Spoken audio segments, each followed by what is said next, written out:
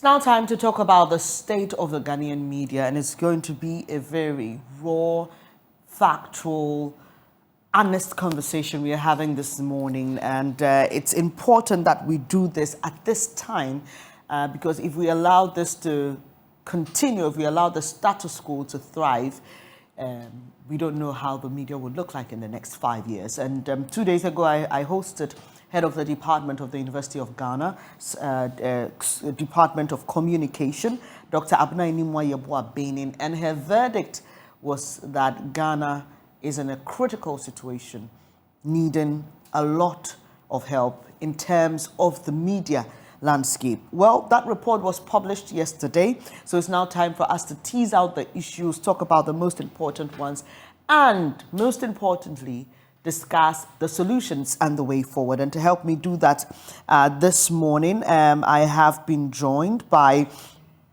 Dr.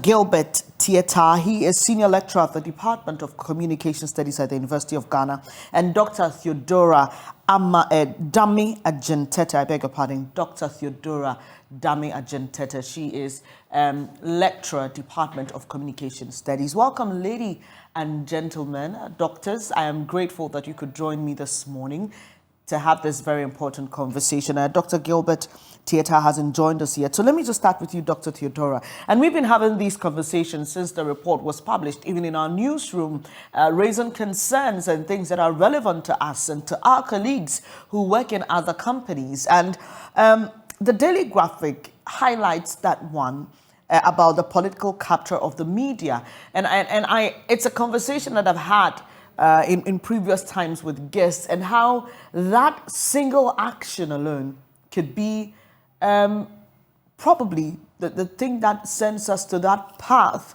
on our democracy that we don't wish to go on. Take the 2020 elections, for example. Classic example, where you had media houses following the elections across the country, indicating what the results were pointing to. And then you had another set that is believed to be pro a certain political party, pointing to a different angle than what all the other media houses were pointing to. Doc, clearly, I think we're being kind with the words here about the potential of that single issue of ownership of media and how it can plunge this country into that state we don't want to go into. But again, the question is, how do you restrict certain people from managing or owning media? All right. Thanks very much for the opportunity. And what you said is exactly what the report highlights. How do we restrict such a thing from occurring? It would result from transparency.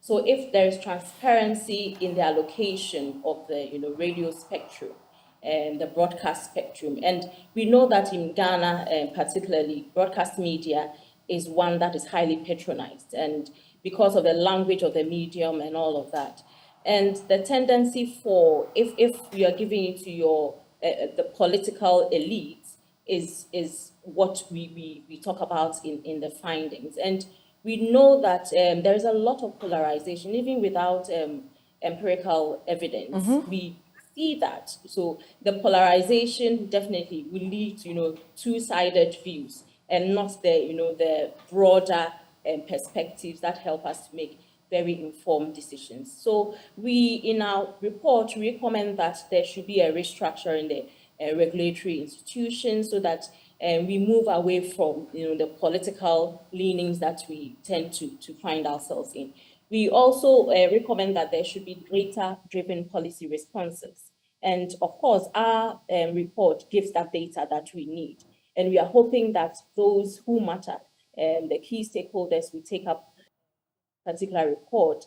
And also, there is also the conglomeration, which also, so if one particular face behind a particular media organization decides that I'm going to do the conglomerate, what we see currently, where one particular person or entity owns a number of media houses, there is, of course, there is a commercial aspect to it where then they're able to rake in more revenue because they are in different regions, they are in they're in television and all of that. But I think that there should be a conversation as to how we can widen, the spectrum better than we do have now. So we need engagement as well. But our key recommendation is the restructuring of the regulatory institutions, and we are hoping that the opacity will be done away with. There will be more transparency so that we can hold people accountable. Yes. But Doc, so then again, it's a very thin line, isn't it? Because can we be courageous enough to say that we won't allow person A or person B to own media houses because of their political affiliations? And if we go all clear on that, won't then that also allow the system where people would just send other people as fronts? Won't it allow that to persist then? I'm looking for a really practical solution on how we can deal with this, because clearly, I mean, sometimes when you listen to some radio stations or watch some television stations, and we have to be honest, for me as a person who works in multimedia, which is fair and balanced, I mean, without any disrespect to my other colleagues, you listen to a certain story and you know that this is just being, taken at a certain angle because you want to sell a certain narrative, and it's troubling, isn't it? So what are the real practical ways? Can we tell ourselves, okay, this is what we're doing, and won't that amount to a certain form of censorship? Okay, so that question always comes up, censorship, and that is where when we we went from the military regime to the democratic regime, we thought that we shouldn't have laws that would sort of gag the media. But somehow we've realized that liberty has also resulted in other difficulties. But I think that one practical, beyond the two that I mentioned, one practical step is regulation, or regulation essentially, so regulatory frameworks. And this would have to be precipitated by discussions, engagement, so that, and of course there is also the broadcasting law, which is yet to be passed in the broadcasting bill, which is yet to be passed into law.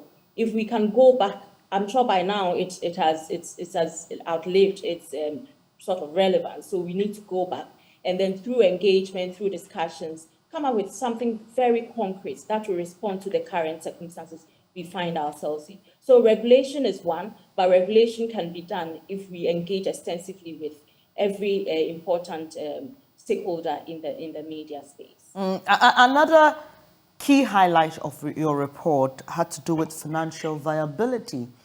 And so you look at a country like Ghana, not very large. I mean, if you look in the sub-region and look at our immediate and distant neighbors, we are a fairly small country. But you look at the number of radio stations, say in Accra alone, the last time I checked, probably over 25. And you're wondering to yourself, are all these radio stations making any profit? And it's contained in your report, financial viability. Many of them, your report says, are just hanging in there. They are not making any profit. Some of them are heavily dependent on, the advertisement of some pharmaceutical herbal companies. And lately we've seen with some television stations where they bring these people purporting to be money doublers and, promising interesting things. Also, as a way of funding the station and keeping it running. Do we need these many radio stations? I mean, can't we say, for example, and even in terms of spectrum allocation, we know Accra is choked. Okay, so on that score alone, can't we tell ourselves that, look, if you're a station and you're not doing well, you're not doing so well, and not able to pay what you're supposed to pay, the NCA, and, honor all your obligations, we may take the license from you and probably get to a point where we can keep it, what's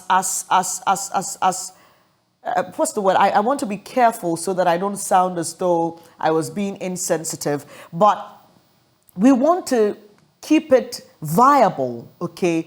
make it competitive enough so the industry itself can thrive.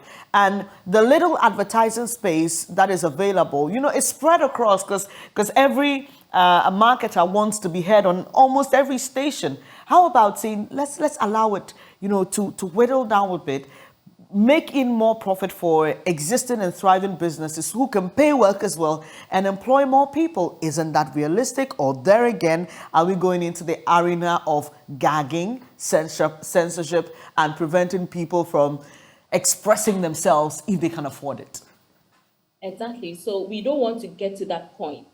And so that could be a possible, as long as those who matter in the industry agree to that, and they are willing to let that kind of sort of regulation come in. But I also believe that media organizations are also trying very hard to diversify their revenues. And we see the digital. And first of all, I need to state that one of the reasons the media is no more viable as it used to be is the digital.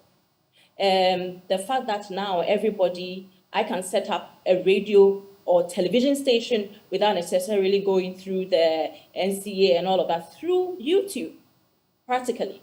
So this, and for that matter, advertisers now, and because a lot of people are patronizing digital platforms, advertisers tend to take their advertising there, and they are using their influencers. So media organizations are no more competing with themselves; they are competing with me or individuals who are in the media space. I think that the fact that in our study we found that media organizations are also trying to diversify and taking advantage of those digital opportunities to make money through digital platforms is also very, very encouraging, and it's very insightful for us. And I think that they can only take advantage of that, instead of, because it is said that if you can't beat them, you join them. And this is a huge competition they have. But those organizations that are taking advantage of the digital, I think they are doing quite well. And beyond that, other news organizations are also doing their events and even diversifying what they do, so they are into other businesses that are helping them fund, their organizations. These are very good things to do. But I need to say that there should also be, some support, the public support beyond the digital. There should be public support for the media. There should be, in other countries, there's a media development fund. Are we seeing that in our country? Is this something we can consider? And also make sure that it does the political, usually the political attachments that come with such things would also be done away with. So we are hoping that through our engagements, the establishment of a media development fund can be one thing that we can consider. But as to how then media organizations can access the funds without any discriminations, that all those things has to be set out through the engagements we have and come to, so that we all come to an agreement that will be very profitable to everybody. Yes. Doc, I mean, we must admit that this is quite a tricky thing, because also these are private businesses run by individuals, and even though there is a Ghana Journalists Association that regulates or ensures that its members are practicing within the ethics of the profession, one, it is not mandatory to be a part of the Ghana Journalists Association like it is for other organizational bodies like the Ghana Medical Association, registered nurses and midwives. You know what I mean. And so it's difficult to have a united front in fighting for the media. When it comes to working conditions, and this is quite a sad one, we must admit. Some media houses don't pay workers at all, and also it's because they're not viable. Okay, so there's no money to pay anybody, and the conditions are so bad. You found in your reports that many media establishments do not have a structured remuneration system with conditions of service based on who brought you, and in some instances, how much you can fight for yourself as an individual. Okay. speaking during the launch, Professor Gajepo said that it was discovered that in most media houses there was no clear-cut promotion mechanisms. Furthermore, the report found that salaries of journalists were shockingly low, averaging, now this is averaging 1,000, while some received 500 cedis or no pay at all. Obviously, we will admit that there are root causes to this. But again, does this simply just come to an insistence through the formulation of policy and law? If it is, how do we go about that? Or if there are other ways of solving the problem, what would they be? Oh, I believe strongly that the Ghana Journalists Association has an important role to play in this. Its members are not getting what they deserve, and they need to be able to come out and say that we want something better for our members, and they could set a criteria, that media owners or managers have to, follow. But so Doc, not every journalist is a member of the association.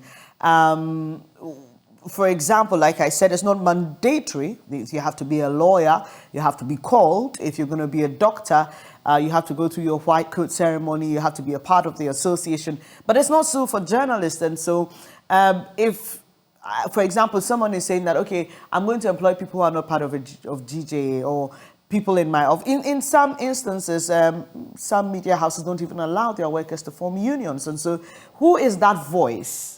I mean, how do you fight for somebody who's not even a member of your association? Yes. So I believe that even if you are not a member of the association and you are a practicing journalist, when an organization that has at its core, in terms of what they do, the welfare of their members at heart, it will trickle down to even those who do not belong to that organization. Right. If they're criteria and media owners are following, definitely it's definitely going to have an impact on even those who are not members of the association. But I also believe that journalists themselves have to fight for what they deserve. Oftentimes journalists fight for other people. They bring the issues of other people to the fore. They are advocating. What about advocating for yourself? It is very, very important that journalists who speak up, engage with their owners and managers for something that is better, that is, worthy of what they do, or a very good compensation for what they do. So these are some of the things and I believe in advocacy. I believe in speaking up, because oftentimes when we speak up, it gets the solutions that we want. So it is important, since you have a major platform and you can use that, to fight for what you duly deserve. And I think we can also appeal, and this, anecdotally, we have known that journalists are poorly paid, and we know the consequences, and these issues keep coming up in individual studies that have been conducted. I believe that it is time for media owners, media managers to also start doing the right thing and then paying their workers very well. Yes. And even beyond the pay, I think it's also about the general working conditions, even the environment in which journalists work in. If there are women in newsrooms, is there, even men, of course, is there the toilet facilities? I know somebody who said that one of the things that made her leave her news organization is the fact that there was no conscious effort to provide a simple, clean facility like a toilet facility for her. And for women, this is particularly important for us because of the processes we go through every month and all of that. Yes. Doc, so this leads me to the next question. Okay, beyond the provision of safe spaces for journalists to work in, there's also the psychological impact of the jobs that we do and the stress involved. I remember there was a time someone told me that he had seen a couple of journalists from a newsroom, and the person said, "What do you guys do there? you are all so stressed. It's not good. What is happening to you? And some of these other support services that should be offered for journalists, for example, I know people who covered the June 3 disaster who are still, unfortunately, traumatized by the event. There are people who are bullied on social media. Maybe a mistake they made, admittedly, or something a certain political party thinks that didn't go in their favor, and then they send their dogs after dogs, quote unquote, after journalists. What should we be looking at this point in terms of developing mechanisms, structures that offer some of these support services for journalists? I believe that it's media managers, owners. It's very important that journalists are given medical care. So medical care, psychological care, legal aid, when they need all that support, it should be part of their conditions of service. So the HRs and the human resource managers in the news organizations have to be minded about this. Newsrooms are one of the places that there are high stress levels. Journalists work on almost throughout the day, 24 hours a day, because even while they are sleeping, they are thinking about the next story. Right. In the nights, they can be called upon to go and cover a story, a news, breaking news and all of that. It's important that medical care, insurance coverage, and sometimes even security, is provided to journalists, especially journalists whose work tend to, expose them to all kinds of safety violations. So it is important that if anybody employs a news a media personnel, they provide them with insurance cover, with medical cover. They provide them with safety gear when they are going to cover potentially volatile stories. If it's a demonstration, even elections, they should be clothed with the right, wear, so that they are protected in case there is any kind of volatile situation happens. So it is important. So these are, I think, practical things, and it shouldn't be difficult for news organizations to do this. It should be part, of the conditions of service of news organizations. Of course, psychological stress. A lot of journalists face psychological stress. If they need therapy, news media managers and the owners or the organization has to provide that for them so that they can work effectively. Doc, you did the section on safety for journalists. I see your name tagged under that section. What did you discover to be the most leading cause when it comes to the abuse of journalists? Right. So from the survey and the interviews that I conducted, the main cause, so those who tend to suffer safety violations are the investigative journalists. So because they sort of poke, in quote, their noses into people's, matters. So ordinarily, people don't want certain things to come out. So if they're able to discover that and then share that with the public, they tend to be exposed to safety violations. And we have seen that the kinds of physical attacks that happen have got to do with those who engage in investigative journalism. And also, when the journalists are not properly, clothed and they are covering potentially volatile or dangerous stories, they tend to also suffer such. If a gunshot goes out, it's likely going to get them because they are not well protected. And so this also is financial, right? Because then if companies are supposed to provide, for example, a bulletproof jacket, a helmet, and all that, which we see a lot. I mean, my company, we provide that. But on the international scene, it's almost as if it's common practice, right? You know that when you're going into an environment like that, you must protect yourself.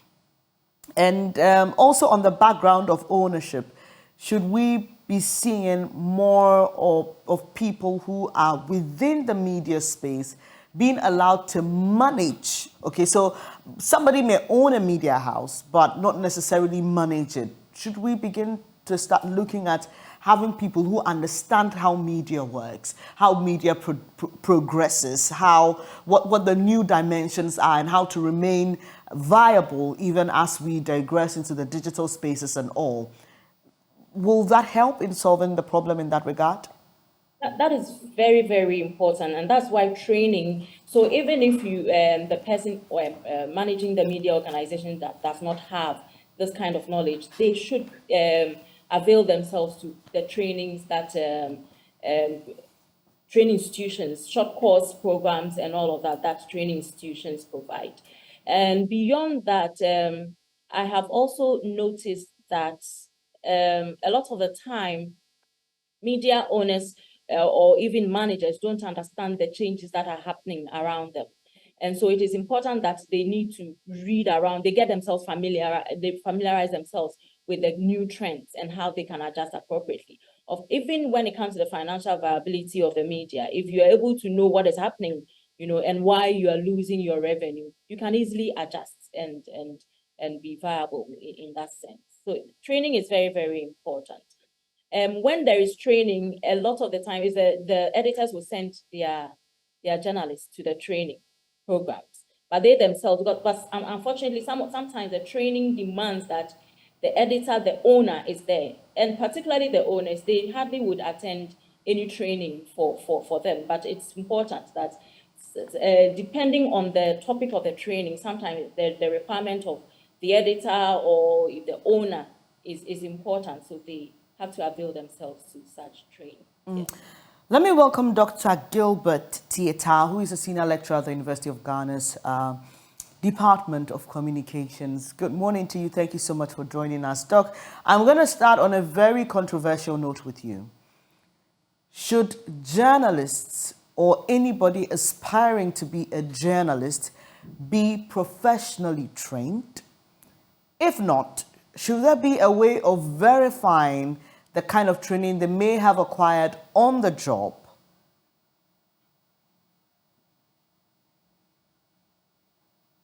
Hello, Doc. Kindly unmute your device for me, please.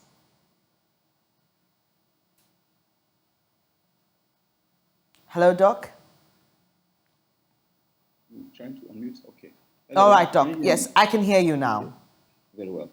Sorry about that. Yes, it's a provocative question you have posed. Should journalists be professional as a requirement for practice? In principle, the idea of media work is that it rides on the values of free expression. And because of that, it divides opinion, the notion of whether people should obtain professional journalism education and training before practice or not. In reality, every kind of engagement, profession or practice, would benefit from some training skills and understanding of the rubrics at least, but also the reasons why certain things happen the way they do, whether or not that training were directly required. So what I'm saying is that in different occupations in which without training people are able to acquit themselves, it is possible to argue that with extra training they would have done even better. In journalism, perhaps we can stretch the same kind of logic or argument to suggest that even where it is not a prerequisite, i.e. that you don't have to show a certificate in order for an employer to hire you, that for the sake of even the business or enterprise itself, and for the sake of the quality of practice that would enable or support that organization, we should always be interested in, one, the considerations of legitimacy to serve, as well as quality of service. Legitimacy to serve has to do with, do you have what it takes? A quality of service has to do with, whilst you are there, are you meeting up to the standards that the entity would be proud of? In this case, our media space and practice. The reason why my response is tentative or not that direct is that I am pointing to the general preference, because there's no legislation about whether one should obtain, in fact, there's no requirement for one to obtain certification before they practice. But as you will see from the logic of my argument, it's always going to be preferable. We know that there are people who have been conferred with the Journalism of the Year awards and so on, who do not have the certification, but who have done well in practice or on the job. And they have done that partly because, yes, they have learned skills whilst practicing, but they have also exposed themselves to training options and opportunities that arise whilst they are on the job. It is therefore always helpful, I think, even if it is not required, to demonstrate some on-the-job and continuing skills training and renewal. And Doc, here's why I asked that question, because increasingly there have been concerns, the argument about responsible / professional / ethical journalism. And even though that is not a justification whatsoever in the kind of reaction sometimes political actors or their supporters meet journalists with, we also have to admit that in certain spheres and in certain circles, it also affects the quality of the work that we do. And it's important that you highlighted that even though someone may not provide a certificate as being trained professionally to be a journalist, there are important ethics and important notes that are handed down to people during the time that they're working or training as journalists, okay? So when it comes to the issue, for example, of legalities, when it comes to how to specifically cover certain sectors, you know, and how to go about what you say and how you say it and how you present it, clearly we do admit that there's some form of training or education that must be handed down in that regard. But also focusing on the report, and I posed this question to Dr. Theodora earlier, on the ownership of media. It's quite a tricky zone, but what do you believe should be done, since we admit that it is quite risky? And I cited the example of the 2020 elections, where we had some media houses that are believed to be pro a certain party deviating from what media houses like myself, like City, like, you know, other media houses were saying to be what the elections were pointing to who they sympathized with. And we know the kind of tension that created. So how do we solve this problem?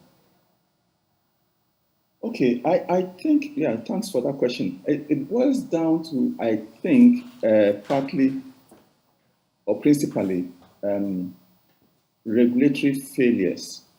Our current regulation does not actually require the identities of media owners to be directly disclosed.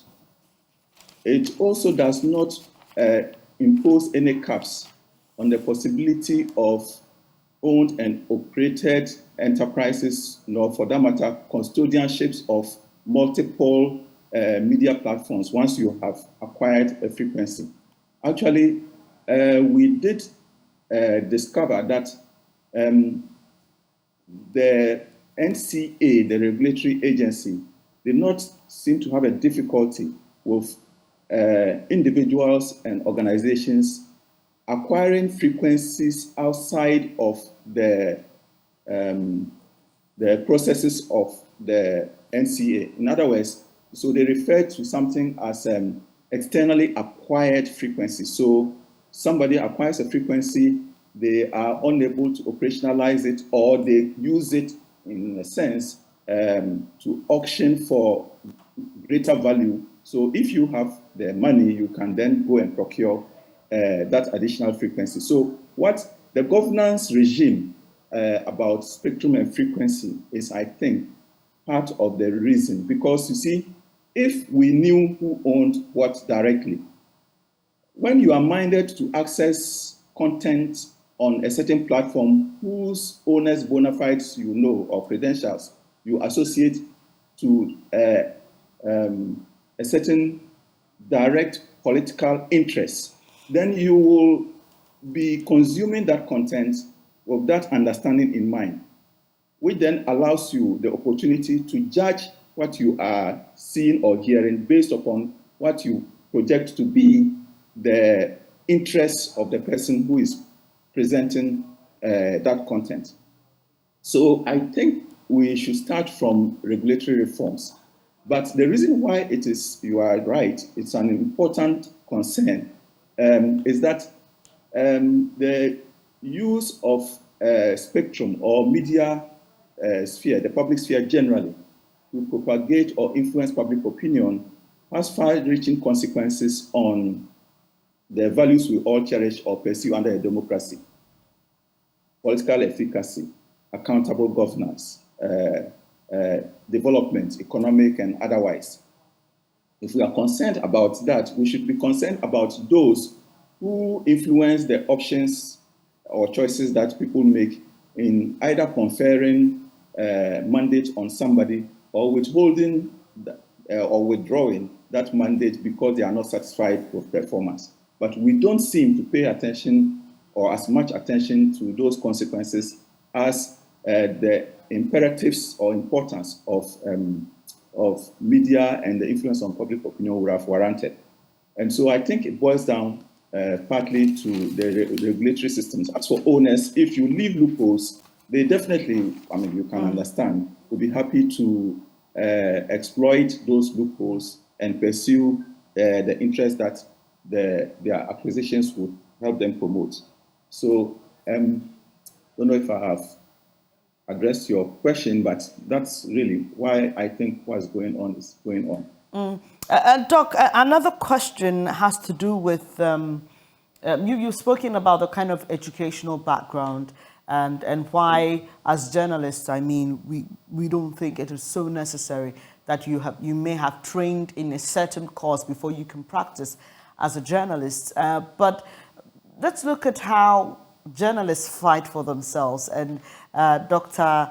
Tete mentioned that we've often been accused of not having the ability to fight for ourselves like we do for others. And it may partly be because, one, it is not mandatory to be a part of the Ghana Journalists Association. So even when the GJA speaks on matters, some, take it with a pinch of salt because they say, well, I'm not part of the association. And so even though they speak on behalf of journalists, it may not concern me, so to speak.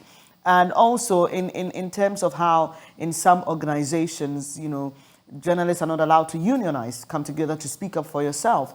What is your understanding or also of how to solve that problem where journalists begin to take up their own issues like they do for others and fight for what they deserve? Okay, yeah, thank you. I don't see the difficulty in advocating your own cause or interest. If you work in a department or in an organization, there are welfare arrangements, for example. I suppose that's intended to promote your interests and working conditions. So even where you are not directly unionizing, I think there's a reason and basis for a certain common platform for pursuing or championing or reflecting and promoting the interests or values that you represent. So, for example, as you reference, people may identify with and belong to an association. Associating is just a group of people coming together who have common interests and who are inspired by those common interests and think that coming together would enable them to pursue and realize those interests collectively than if they did not. And I think that it's even more important, especially that increasingly the boundaries are blurred, if not non-existent, between those who are journalists within mainstream media and those who are journalists because they have conferred those credentials on themselves. There are people who are social media actors and bloggers. There are people who are calling themselves citizen journalists. So anybody can call themselves journalists.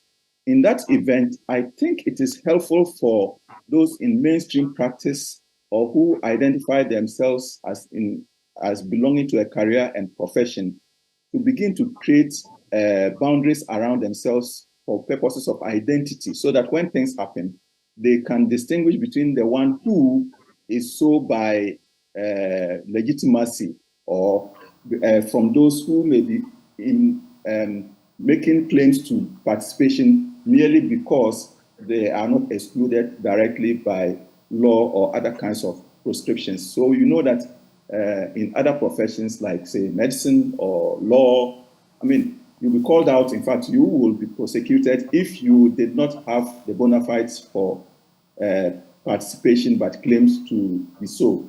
So somebody says, I'm a doctor. If they find you out not to have the training and certification to practice, it's a problem. But if you said you were a journalist, I mean, you don't need to demonstrate with a certain ID card that you are, well, and there are advantages to that. But as you have indicated, part of the challenge is that increasingly the public even are withholding and you see the idea of journalism and media work rise on the so-called fourth estate value, which is a de facto proposition. In other words, so the executive, we know it to be so because it is so by constitution and legislation. We know that the judiciary and the legislature, I mean, three arms, I mean, they are so by law. But the fourth estate are so only by convention and by public conferral of that role. So when public lose confidence in the work that journalists are doing and begin even to either directly take a hand in perpetrating abuse on journalists or to withhold sympathy when abuse is perpetrated against them, then it's a cause for worry. If we belong to the practice and are concerned about that, I think it is right for us to advocate our common cause, to show identity and difference by belonging to certain organizations and associations that promote continuous professional and ethical training and practice.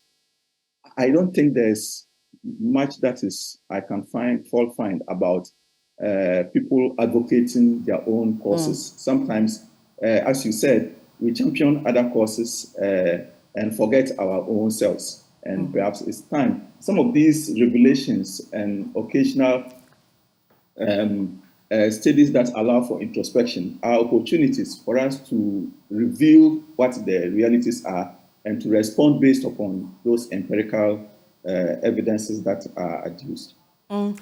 My final question to you, Dr. Theodora Ajintete, is we know the impact of all these issues on the profession and the industry when it comes to the issue of low salaries and no clear structure in terms of promotion, what the prospects are for many people who start off as journalists. We see the drain. And I remember some time ago, Paul Adom Otri raised concerns about the elections we covered, the elections that just ended in 2020, and how he was the only senior reporter at that time from his colleagues who were still working at the time. And so there's a lot of export from the media sector because people expect to earn more. So as they move on and there's nothing significant happening, they go into other sectors, they do corporate communication. But this is clearly having an impact on the industry where very few people who have institutional memory, very few people who have a wealth of experience remain in our newsrooms, even training younger persons like myself. So we can't overemphasize the impact of some of these things. But how do we ensure, Doc, that this just does not remain a report sitting on a shelf, but that we begin to see real action taking, so that the next report that will be one that shows some progress, as we are told by Dr. Yeboah Benin, that this is expected to happen every 3 years. That's a lot of time for improvement, but how do we achieve it? All right, so we hope that every major player in the media sector would take up this particular report. This is the evidence that we needed, the objective, empirical evidence that we needed to ensure that our media is not just vibrant, but it's also strong, is solid, is responding, to the issues of the world. So we are hoping that everybody, media owners, journalists themselves, regulatory institutions, civil society, they will all read the report. We have recommendations in there, but beyond what we have offered, we are hoping to engage with each and every partner in all of this, or stakeholder in this. We are hoping to engage with civil society on what they can do. So we'll share our findings, we'll share our recommendations, and we'll also take something from them, the practical steps forward. We are hoping to engage with media organizations, managers, owners, and so on. So we are hoping that people will give us the opportunity to share the findings, and they will. The most important thing is, we cannot implement the findings. It is the stakeholders, the other stakeholders. We are a major stakeholder, the educational institution, we provided the evidence. But those who have to take the practical steps, we are pleading that they take, those steps so that we can ensure a very solid media in Ghana. Thank you. Dami Ajintete is a lecturer with the Department of Communications at the University of Ghana, Legon. Dr. Gilbert Tieta is still with us. Doc, your final words as we wrap up the conversation. I think I'll just second Dr. Ajintete's recommendation or view. There is this ancient Roman Stoic, and they call him Seneca, says, if you will judge, investigate. We often concerns and comments about what's going on in our media or the state of our media have tended to be anecdotal, opinion-driven. Now that we have benchmarks, empirical evidence about different dynamics or dimensions of media fare and welfare, and the ways in which these may affect their strength and sustainability, we think that it is, fortunately and incidentally, we have great and I think willing allies in media people. It's media people about whose story we are telling, who also have the opportunity and platform for enabling advocacy and attention to causes that need redressing. So we need this to be not just one of incidental news items, but if it is possible to track and sustain attention to the issues affecting journalists and media work, that will be a way to point to areas of need and the nature of the interventions that are required to solve or address those needs.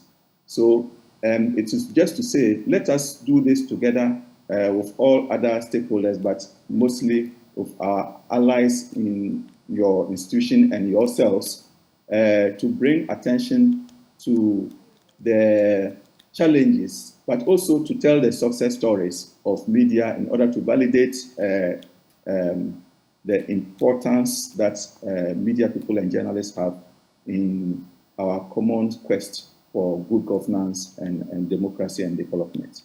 Thank you for your time, Dr. Gilbert Tietai is a senior lecturer at the University of Ghana's Department of Communications. And this morning we've been unpacking findings in their State of the Ghanaian Media report, which highlights ownership concerns that political actors own media houses, about their opacity in declaring who owns the media before spectrum and other processes are gone through in getting the station running. And also the concerns about the payment, remuneration for journalists and safety of journalists, very important issues that we've been discussing this morning. The report is available online, so you can get it and furnish yourself with all the details. But the most important takeaway from this conversation is that this must just not remain a report. It must be one that initiates action so that progress is made.